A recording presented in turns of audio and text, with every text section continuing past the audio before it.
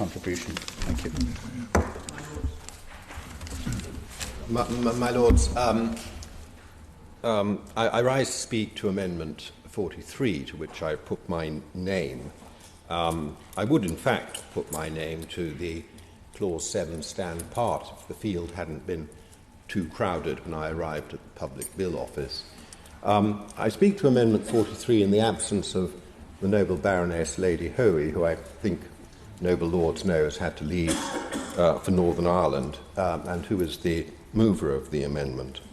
I'm in danger of making the same speech, or a very similar speech, to the one that I made at second reading, and I'm in danger of making the speech I might have made yesterday on the abortion regulations if I hadn't constrained myself and kept silent.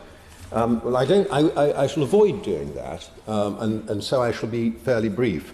But my concern is that while the government proclaims its rock-solid adherence to the Good Friday Agreement, as noble Lords have already said, the increasing number of powers being given to the Secretary of State to appoint himself effectively or to conduct himself as a minister in the Northern Ireland Executive is undermining the Good Friday Agreement, and manifestly so.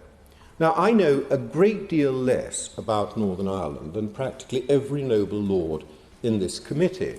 I do know something about planning law. And one of the features of planning law is that if a planning committee, local planning committee, made up of local councillors, find themselves in a position where they're legally obliged, there's no way out, to grant a planning commission, which they do not want to grant because it's politically unattractive, they have the option of sitting on their hands or simply refusing it and allow the applicant to appeal to an inspector appointed by the Secretary of State. And then they can say, when the inspector has granted the planning permission, they can say, well, it was nothing to do with us, you see, we opposed it, but the inspector has forced it upon us.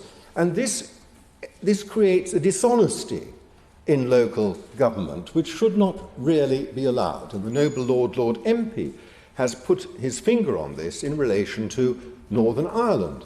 If you have a devolved administration which requires some form of consent and collaboration, but you know that the decision is going to be taken by the Secretary of State if you refuse or fail to achieve that level of consent and collaboration, and that, of course, is the easy way out, as it is for planning committees that don't want to confront their residents and explain why they've granted a permission that is unpopular.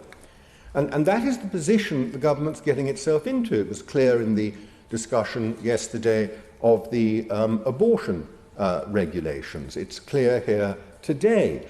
And no rationale has been presented by the government for how it sees devolution in the light of these new powers that are constantly being taken by the Secretary of State, or conferred, I should say, upon the Secretary of State, to appoint himself a minister and to conduct himself in that way. Now, the amendment number 43 is a very simple one. It simply says that the Secretary of State won't be able to exercise these powers if there is a functioning assembly, and there has been, and there's been a delay less than 6 months since the Assembly and Executive operated. So it puts a fire break in, and it puts the pressure back on local politicians in Northern Ireland to reach consent, and to collaborate and work together in the way that the Good Friday Agreement was framed. And it is a very simple measure in that respect, and I think it's one that should commend itself to the government. And I think also, from what I understood of the remarks made by the noble Lord Murphy of Torvain, it's something that he might see as having some merit as well. So I very much hope the government, when it comes to that, when the minister my noble friend comes to reply, that he will be able to give some succour to those of us who would like to see that amendment pass.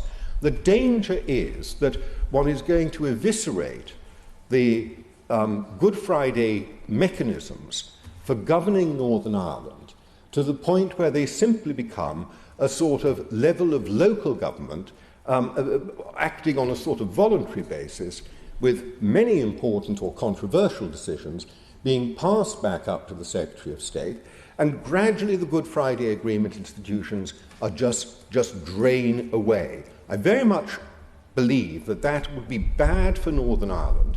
I hope the government would agree and that they would give some countenance to Amendment 43.